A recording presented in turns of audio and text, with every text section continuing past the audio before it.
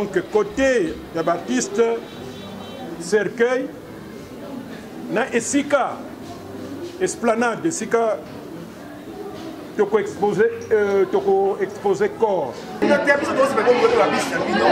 on va accompagner tout le monde. Donc, c'est la même casse parce que accompagnement à Bino jusque là, toujours. Donc, Tanakaka, nous avons une idée pour que enterrement et seulement mercredi.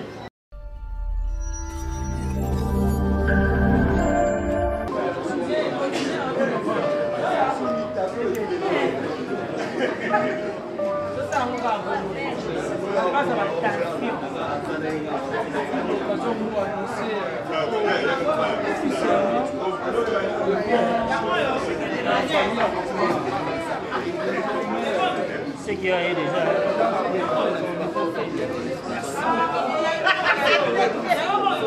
Maracuja TV. C'est qu'il y a une personne, on a regardé Maracuja TV.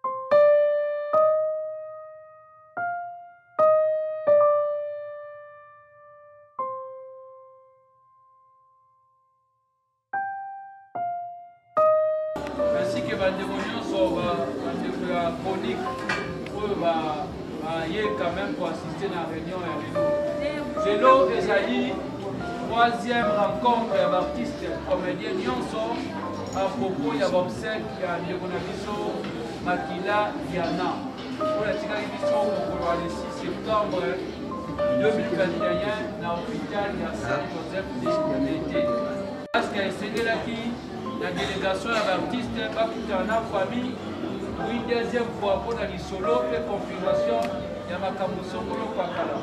La yango tina bisamani a lelo ezali le président Massou Mazawana bandeko bazo chapeauter comité d'organisation et ba repesa compte rendu à l'artiste delani masolo les kaki et puis na makamusu la faisabilité pour les autres concernés ba obsèques. Voilà, sans plus tarder, nous allons débuter avec réunion. Pour ceux qui vont de la presse, et dans ce qui dernièrement, nous sommes encore à demi. Il y aura page encore sur la ouvert. La page sera ouverte, mais à un moment donné, ça sera sans caméra. Parce que sur la dernière zone entre les bisous, ça m'a communiqué, mais qui n'a pas fait la dernière famille. Et on demande déjà avant. Vous avez la soupe au baguette et comme un manoir, je vais vous éteindre la caméra. Merci beaucoup. Nous demandons à Mme Monsieur de mettre en place et nous donnons la parole au président. Merci. Bien, Bande Kombote.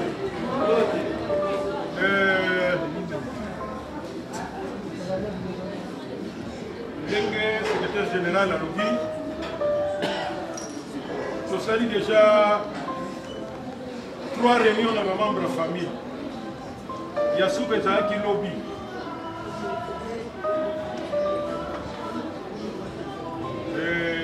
Compte rendu les alliés que tous ceux qui ont très bien la famille. Lobby peut très bien. La nouvelle est que finalement, na bango kuna na esprit ezako bimawa et sali que Tokutanakaka, nous avons une idée awa pour que enterrement et seulement mercredi. Donc enterrement est ça mercredi prochain. Le 22 septembre. Date définitive, il faut changer que Yangwana.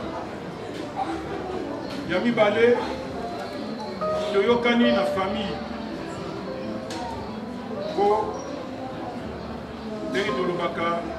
Attends, ils ont d'abord la famille, mais on a appelé ça la famille artistique.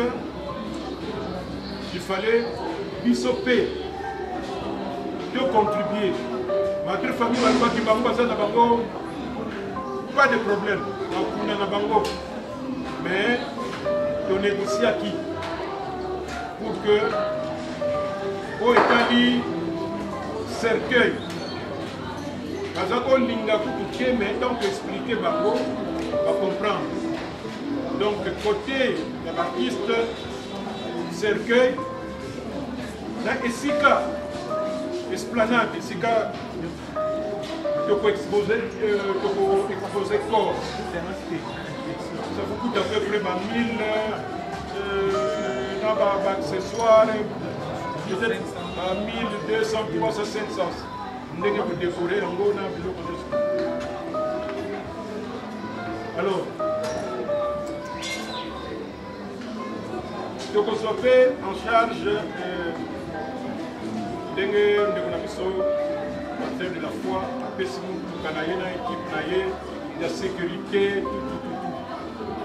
Donc, côté wana sous résoudre les places des artistes les ana tout na biso. Nous sommes au cinquantenaire, soyez la place des artistes tout na biso. Alors le reste peut-être mais du moins biso yangwana peut-être. Le reste de famille est à Kotia. Donc voilà ce qu'on pouvait vous donner comme nouvelle. Donc jusque-là, ça va très bien. Vous allez là mercredi prochain. Pas de ma cotisation évidemment. Quand vous savez que bongo, kuna, et où il y a la mission pas de ma cotisation va compléter. Voilà, c'est la plus grande information. Il y a pas de commentaires pour dire que oh non, aussi famille peut d'accord, proposition pour donc voilà, maintenant beaucoup de caméra là. Une précision. Merci beaucoup. Bonsoir chers artistes. Ouais, bien sûr. Ainsi que bandeko nyonso bandeko ya chronique oyo ye quand même ko assister na réunion ya lelo ezali troisième rencontre ya artiste comédien nyonso à propos ya obsèque ya ndeko na biso Makila Diana oyo atikali biso mokolo ya le 6 septembre 2021 na hôpital ya Saint-Joseph de Limete. Donc, na yango, nenge toyebaki, lelo, tosolaki lundi, tobaki toya sola sous mercredi. Parce que sengelaki, na délégation ya artiste, bakuta na famille, pour une deuxième fois, pour na lisolo, pe confirmation, ya makamusongolo pakala. Na yango, tina tosangani lelo, ezali, le président Massoum Wazawana, bandeko bazo chapeauté comité d'organisation, les baropesa compte rendu na artiste ndeni masolo elekaki et puis na makambo mosusu ya faisabilité pour les autres concernés ba obsèque. Mais ngwana sans plus tarder, nous allons débuter avec réunion. To sengi bande kwa presse, né to sali dernièrement, to ko sala onga à demi. Il y aura page moko to ko sala ouvert. La page donc sera ouverte, mais à un moment donné, ça sera sans caméra. Parce que tu as entre biso, tu as un peu dans la famille. Donc, je vous demande déjà en avance, vous avez la soupe au bagno, et comme un moment noir, pour d'abord éteindre la caméra. Merci beaucoup. Nous demandons à négocier de rose la place et puis pour commencer la réunion. Et nous donnons la parole au président. Merci. Bien, Bande Kombote.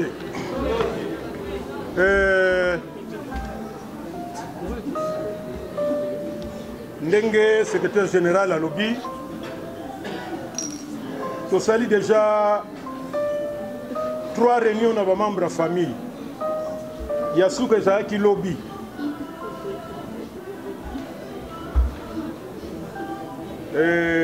Quand on a très bien la famille, lobby peut être très bien.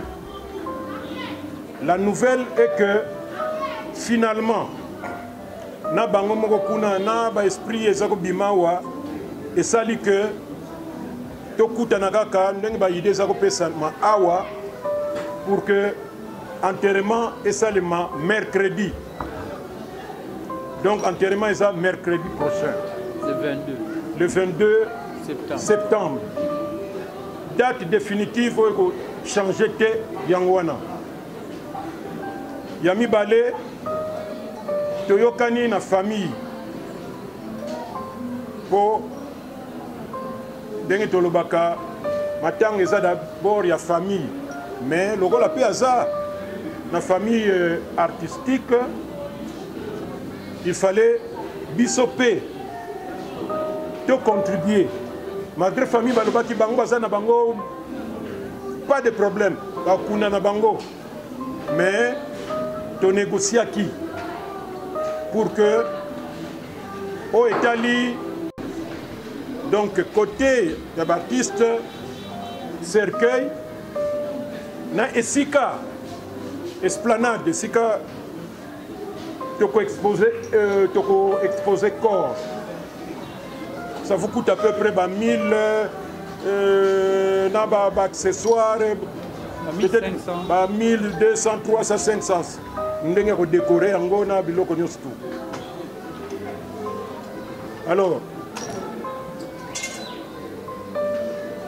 Toko Zopé en charge d'Engenabiso. Pasteur de la foi, après Simon Toukanayena, équipe naye, il y a sécurité, tout. Donc, côté wana, Soussou, toko résoudre un wana. Et place des artistes, peu, et zana, ou na biso. Donc, ce outil cinquantenaire, toye na place des artistes, na mutu na biso. Alors, le reste, peut-être, mais du moins, biso yangwana tokozoa. Le reste, famille, ne akotia. Donc, voilà ce qu'on pouvait vous donner comme nouvelle. Donc, jusque-là, ça va très bien. Tozelagaka, mercredi prochain. Bateba cotisation, évidemment. Tant que vous avez mbongo kuna et route à kaka na biso moko bato ba président ba cotisation té va compléter. Voilà, c'est la plus grande information. Yangwana pas de commentaires mutakende oh non ndenge nini té to sito yokani ndenge wana famille peut d'accord biso pe proposition to kelingi nango kuna bandimi yango. Donc voilà. Maintenant, beaucoup de caméras. Juste une précision. Lorsque le président parle, il y a ma contribution. Côté ma cotisation à Bisso, ce n'est pas géré par le président, Nantais. Il y a une équipe où ils ont géré finance. Les alliés, les artistes comme les alliés de Gonabiso, Fatou, Kayembe, Namimika Bongo, Bangonde, artistes comédiens, Nyon, Sobazo Pesa. La cotisation à Bango. Mais l'équipe ils allaient superviser Bandeko Nabiso Gesho, Nandeko Nabiso Omar, Barope Bazo Baka Kude, Puna Ndenge Nini, pour Ndenge Nini, mais Bato Bazo Kipe Nini Yamona, Bango Pe Baro engagé la dépense. Donc, le président. Et ça l'a Ndenge Wana. Donc, Bobi Misanga ite ce qui Ndenge Nini. Ce qu'on y a quand on réunion, tout ça, c'est la caméra du Banda. Oh, c'est clair. Merci beaucoup. Merci.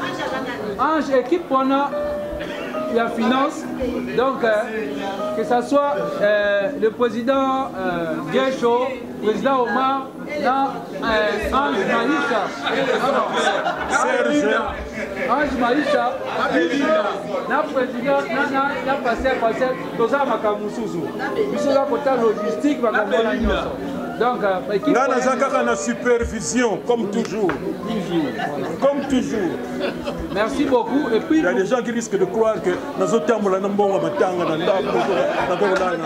nous profitons, Président, pour remercier les artistes et comédiens. Ils ont déjà contribué. misusu bacontribuaki bamoni esengeli soki obakisa babakisi na bandeko déjà bandimi kozwa eloko x songolo en charge. On est en organisation à Bisso, à un moment opportun, on va annoncer, mais là d'abord on se limite là. À la fin, nous allons faire le compte rendu général. Dans le groupe Nabisso, tout sur l'angle déjà. Donc, c'est un merci déjà à Bandekonio Soyo, va se manifester pour un point donné, comme on dit, restitution et comme ça là. On les remercie d'avance. La presse qui accompagne Bozoya parce que c'est la Bilongbongo. Merci beaucoup. Allez, beaucoup Kata, s'il vous plaît.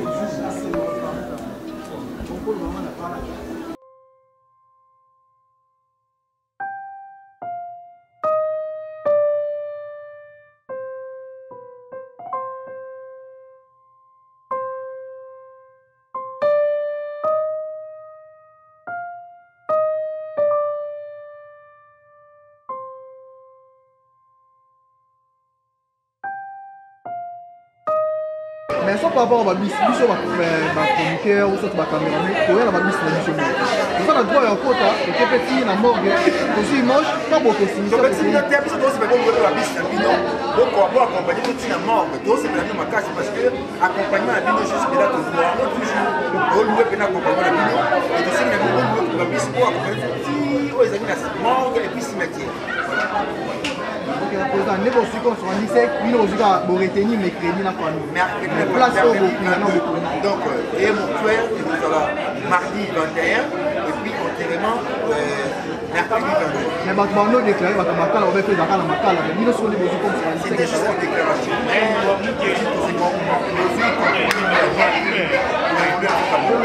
Merci beaucoup pour ta question.